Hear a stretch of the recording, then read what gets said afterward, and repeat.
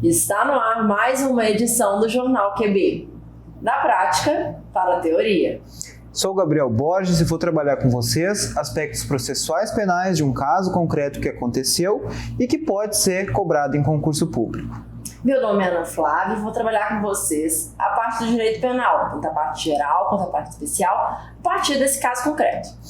Qual que é o caso, então, que a gente vai analisar hoje, Ana? Então vamos lá?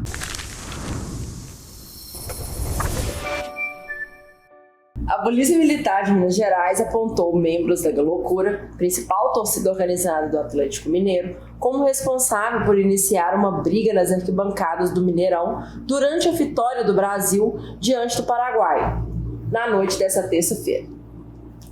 Eles devem responder por tentativa de homicídio. A informação é do portal Super Esportes. Ainda de acordo com a publicação, 21 integrantes da Galocura foram presos após a confusão no início da partida. Destes, 5 responderão por tentativa de homicídio. Os demais devem ser acusados de rixa e provocação de tumulto. Entre os presos, de acordo com o Super Esportes, está o presidente da torcida organizada do Atlético. Os atleticanos acabaram enfrentando um grupo de cruzeirenses que são suspeitos de fazer parte da Máfia Azul, principal torcida organizada do Cruzeiro. A briga ocorreu no anel superior do Mineirão, causando uma correria entre os torcedores, que também estavam no setor e não estavam envolvidos no quebra-quebra. Cadeiras do estádio foram danificadas e nas redes sociais circulam as imagens das brigas entre os dois grupos. Então, pelo que a gente está vendo, trata-se de uma confusão generalizada num estádio de futebol, né, Ana? Isso mesmo. Bom, qual que é? Vamos procurar então a tipificação, né, para esses fatos que a gente está vendo aí que vão se conformar alguma infração penal. Bom, então a primeira coisa que a gente precisa analisar é essa confusão generalizada em que não se é possível identificar, né, quem que começou, quem que é o sujeito ativo, quem que é o sujeito passivo. E esse é exatamente o conceito do crime de rixa, lá previsto no artigo 137, tá? Um dos últimos crimes lá, crimes contra a pessoa. O artigo 137, ele dita o seguinte, que é crime participar de rixa, salvo para separar os contendores. Então, quem participa da rixa, né? É um crime de concurso necessário, tá? E que é necessário 3 pessoas, né? É necessário ao mínimo de 3 pessoas para a configuração desse delito. Então, essas 3 pessoas, elas são ao mesmo tempo sujeito passivo e sujeito ativo do crime de rixa, e todos eles vão responder pela violência ou pela lesão ali conformada naquela situação rixosa, tá?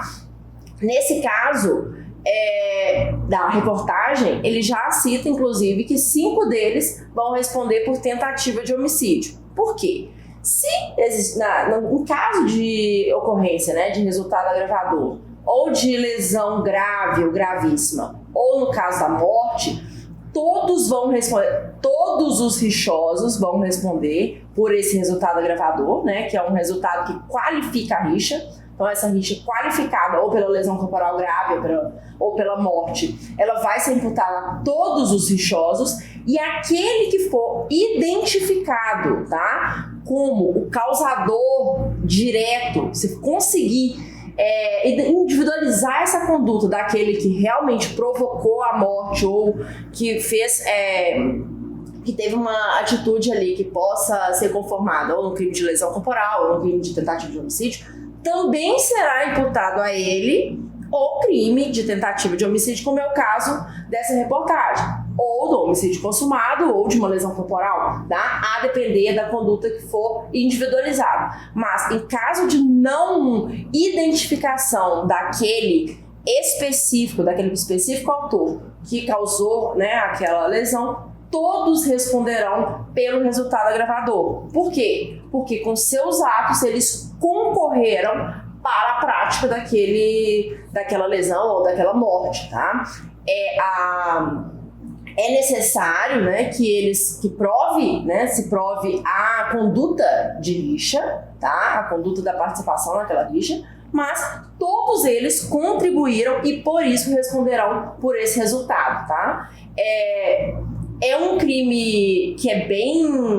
A descrição dele é bem curtinha, né? Não dita o que é rixa, né? Não tem uma norma penal esclarecedora, mas, né, a doutrina e a jurisprudência firmaram esse entendimento que a rixa é necessário no mínimo 3 pessoas. Então, se atentem aí para esse crime, que é um crime que até tem uma cobrança relevante em concursos, tá? Ana, surgiu uma dúvida. A respeito da rixa qualificada, se resultar uma lesão corporal, por exemplo, a pessoa que foi agredida, a vítima que resultou com a lesão corporal, ela vai responder pelo quê? Engraçado, boa pergunta, Julião. E essa é uma pegadinha que vem em várias questões, tá, de concurso.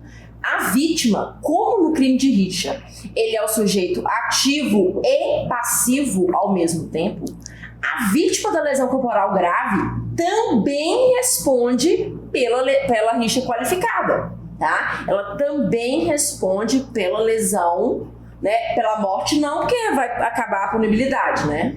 Prestem atenção. No caso de lesão corporal grave ou gravíssima, inclusive aquele que sofreu as lesões responderá pela rixa qualificada. No caso de morte, esse sujeito não vai responder, porque vai restar extinta a punibilidade para ele, pela morte, né, do sujeito ativo. Então, ele não vai responder porque está morto.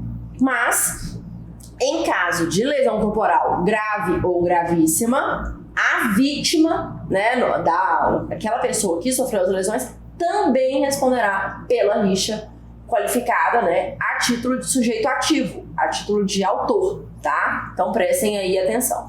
Disposição extremamente relevante e importante, né? Sim. Gabriel, então só para finalizar a análise penal, tá? Eu vou aproveitar para trabalhar com vocês hoje um crime previsto no Estatuto do Torcedor.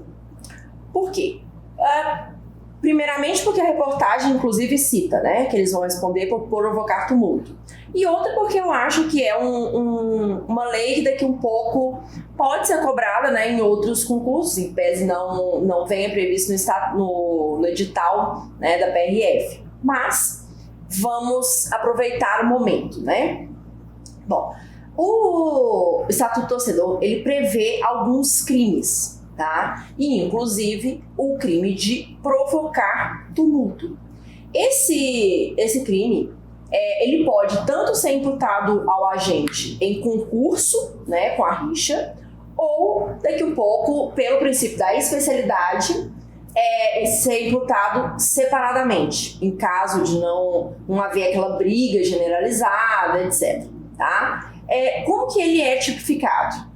Ele tem um tipo básico, né, que é o previsto no caput, que é provocar tumulto, tá? E ele também incide nas mesmas penas aquele que provoca tumulto num raio de 5.000 metros, né, no entorno do estádio, e no trajeto de ida e volta, que pode ser quilômetros, tá? Se tiver naquele trajeto, né, ele também pode incidir, né? É um limite espacial, né? Um elemento espacial que está aí conformado nesse tipo previsto no Estatuto do Torcedor, tá? Então, pode ser, vou repetir, pode ser imputado em concurso ou pode ser imputado separadamente, a depender do caso concreto. Como a gente viu na reportagem, pelo descrito, foi imputado em concurso, né? Bom, é um crime de menor potencial ofensivo. Então, esse é o crime do Estatuto do Torcedor, né? E eu vou deixar para o Gabriel trabalhar, então, a parte processual com vocês agora, tá? Então tá, vamos lá? Então, assim, iniciando a parte das diligências investigatórias em âmbito de investigação preliminar, a gente verifica, dentro desse confronto generalizado que houve, que é uma série de diligências que a autoridade policial pode e deve adotar, como, por exemplo, a oitiva de testemunhas, o depoimento da própria vítima pode ser interessante para indicar a motivação, né, deste fato criminal.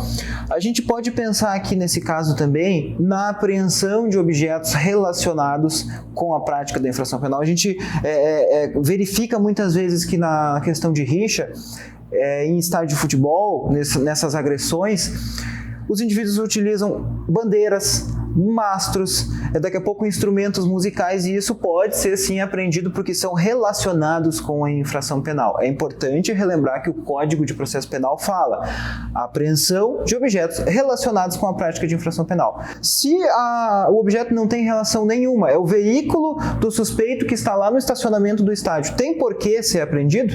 Não há razão nenhuma. Então, inclusive, é um ato arbitrário por parte da autoridade policial. Então, tem que ser apreendido aquilo que tenha relação com o fato. Pode-se pensar ainda, em termos de diligência, a análise de câmeras de segurança para tentar identificar os rixosos, tentar identificar e individualizar as condutas, até para fins de aplicação de pena dos crimes específicos que porventura possam ter sido praticados. E também dá para pensar numa diligência lá do artigo 7º do Código de Processo Penal, que é a reprodução simulada dos fatos ou a reconstituição do delito. A gente tem essa possibilidade quando fica algum tipo de dúvida na convicção da autoridade policial para imputação de condutas com um limitador dentro da nossa legislação, que não vai ser realizada a reprodução quando atentar contra a moral ou a questão da ordem pública, né? Então, se for uma situação, por exemplo, não há que se falar em reprodução simulada dos fatos em um crime que atente contra a dignidade sexual, não existe essa possibilidade. Eu vou fazer reprodução simulada dos fatos num crime um crime de homicídio que aconteceu numa cidade muito pequena do interior, que é uma comoção social muito grave lá.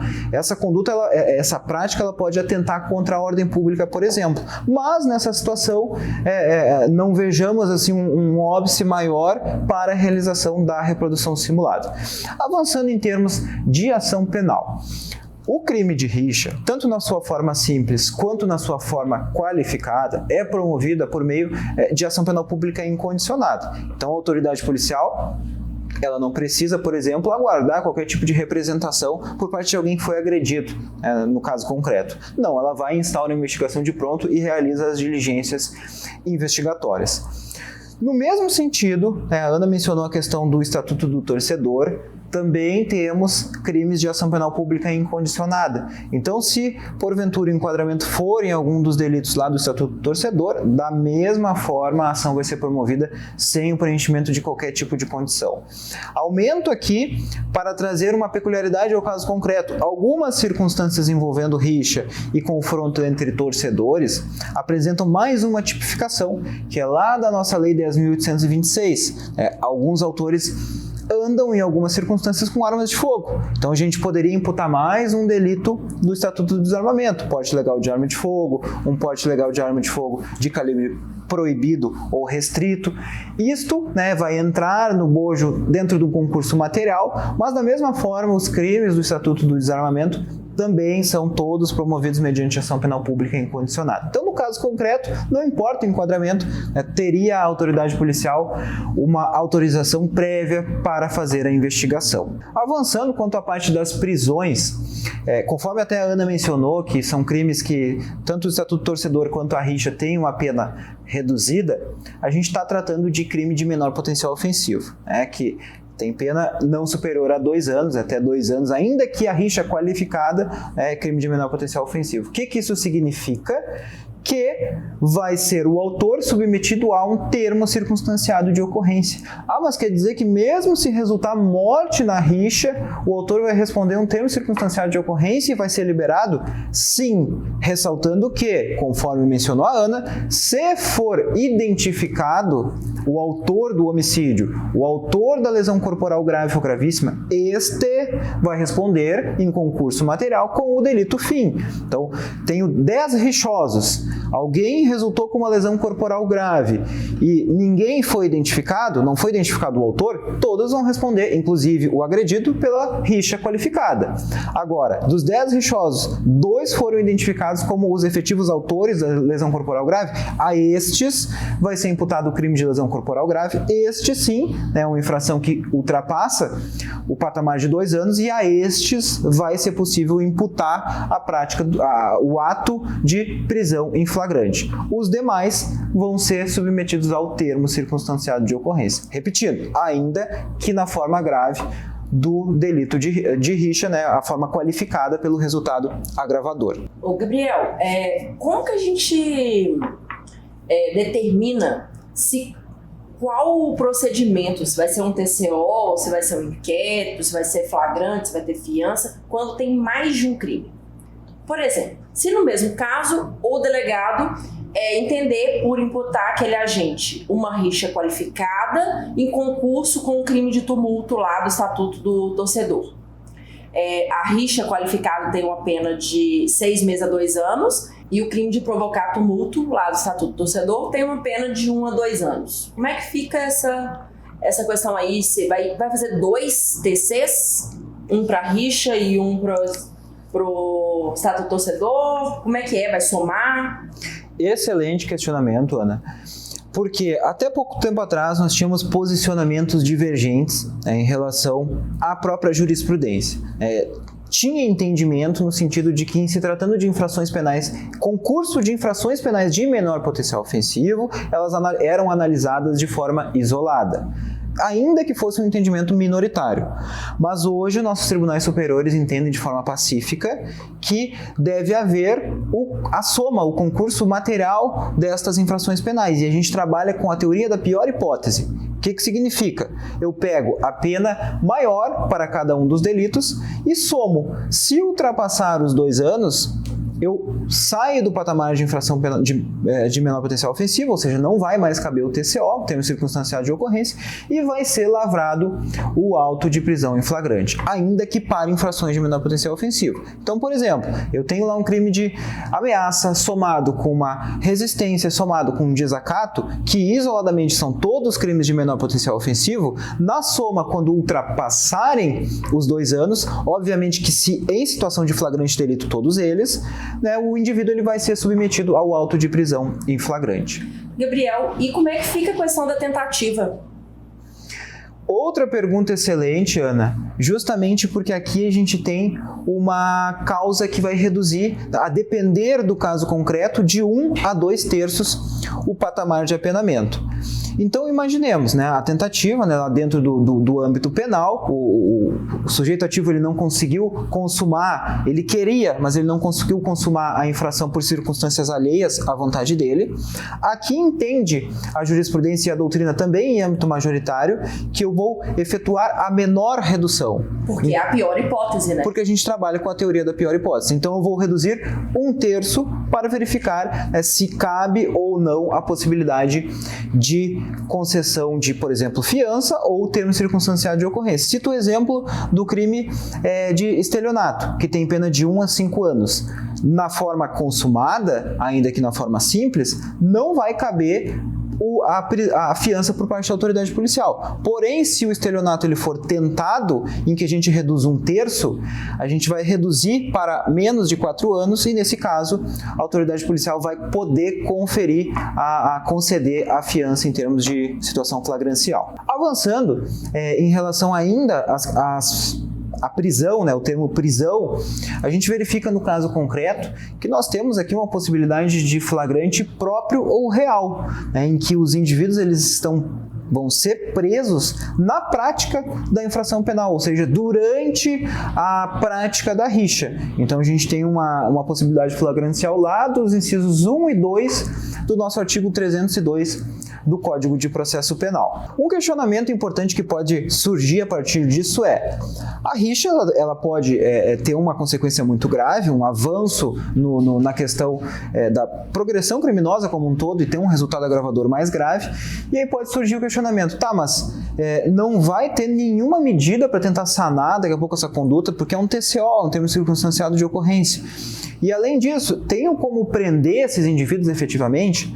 Temos 2 possibilidades. Primeiro, o artigo 319 e 320 do Código de Processo Penal traz medidas alternativas à prisão. Ou seja, são medidas que vão tentar trazer algum tipo de resguardo ao bem jurídico tutelado sem que o indivíduo seja preso. Como, por exemplo, em se tratando de Estatuto do Torcedor, a impossibilidade desses indivíduos de comparecer a estádio de futebol ou a evento esportivo e, além disso, o comparecimento em dias e horários de eventos esportivos a um ambiente policial, por exemplo. Então, eles vão ter que, 2 horas antes do evento, ir lá num ambiente policial, numa delegacia de polícia, num batalhão da Polícia Militar, e só vão ser liberados 2 horas depois que terminar o evento. Então, é uma medida que o Poder Judiciário adota para tentar impedir que esses indivíduos cheguem ao local. Além disso, Ana, a gente pode pensar, e caberia uma prisão preventiva para uma infração penal de menor potencial ofensivo? Bom, na sua forma simples, seria muito complicado a gente imaginar. Porém, o Código de Processo Penal autoriza que a gente confira uma prisão preventiva, ainda que com crime com pena menor de 4 anos, se o acusado ele for reincidente em crime doloso. Então, não importa que a rixa seja uma infração de menor potencial ofensivo. Se o acusado, o indiciado, o investigado for reincidente em crime doloso, ele vai poder, então, ser submetido a uma prisão preventiva. Claro, imaginando o preenchimento dos outros requisitos, como, por exemplo, a garantia da ordem pública. Ele está em reincidência criminal, ou a garantia da aplicação da lei penal, ele está pronto para fugir do país, por exemplo. Então, a gente pode, sim, imaginar uma prisão preventiva, ainda que num crime de menor potencial ofensivo. E avançando para a parte final da análise processual, a gente pode pensar aqui na produção probatória, que, neste caso, ela é uma produção probatória bem ampla.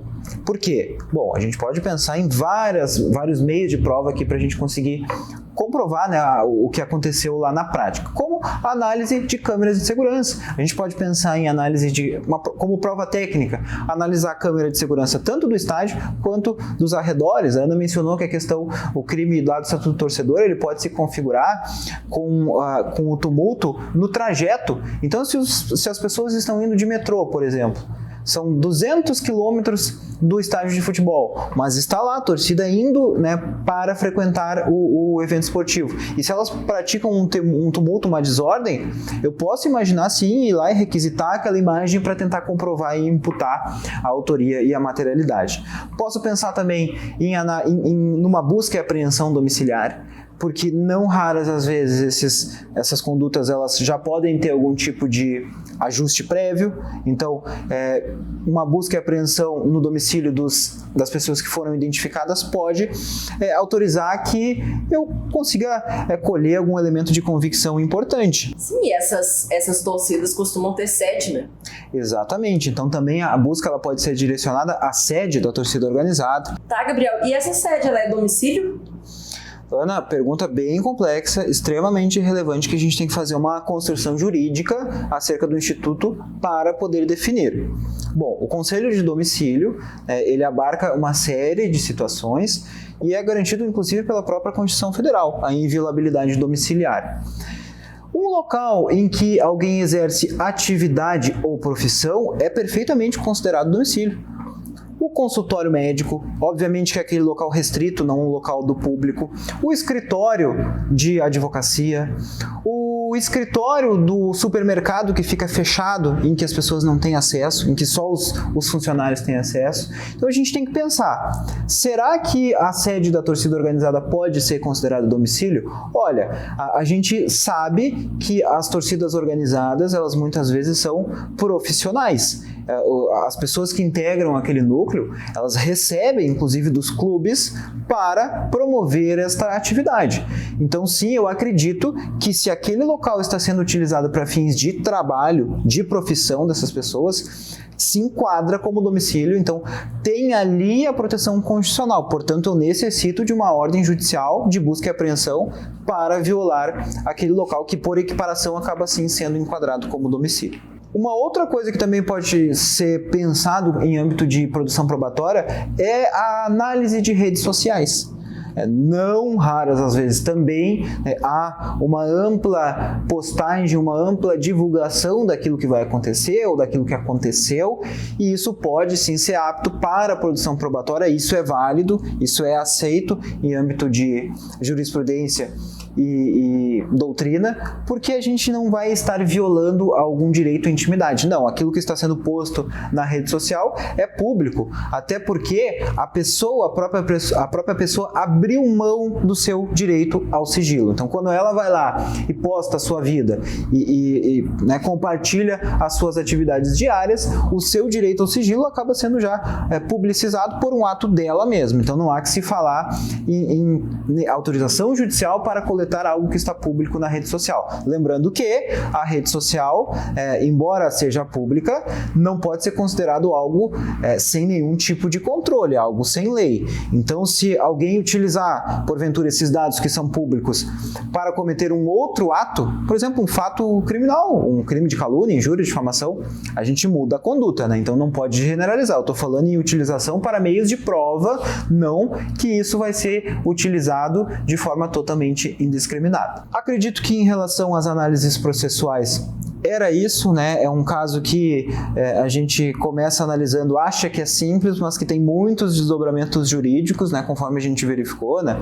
Lembrando que os nossos alunos do QB recebem esse material de forma transcrita num PDF para que auxilie, para que reforce no conhecimento. Bom, então eu espero que a gente tenha contribuído, né, com o estudo de vocês. Bons estudos e até a próxima! Até a próxima.